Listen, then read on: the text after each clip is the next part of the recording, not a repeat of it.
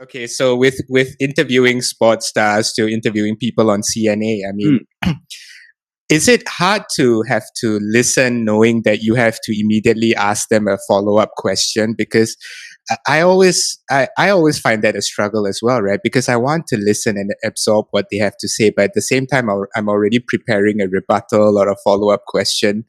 I don't know.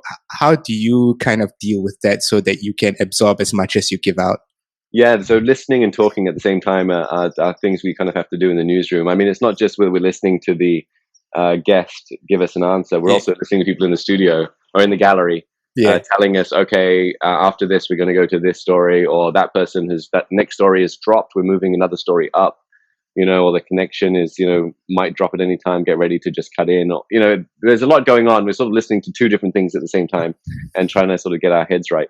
But you sort of go in fairly prepared, right? Like you kind of know where you want to go with the conversation. You want to sort of set the scene. You want to ask about one specific area, and then you want to follow up, or you might want to follow up on that in a different. So you kind of go in prepared. It's like we're chatting now.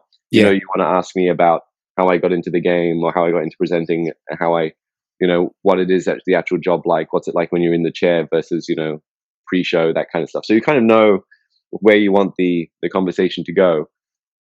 And obviously you've read around the subject, you know what you're talking about. So you kind of go in with that.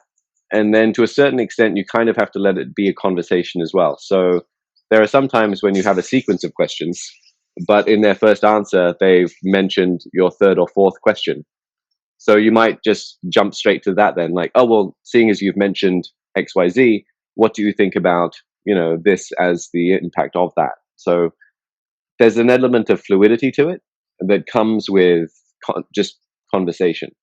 Yeah. So you'll find the best interviewers are the ones that are just really good conversationalists, are really good at just listening, and are really good at being able to take someone in a certain direction, or expound on something, or notice that they've just said something really interesting, even though it's not what you want to ask next. Yeah. And then trusting yourself that is also going to be something that the listener or the viewer is also going to be interested in.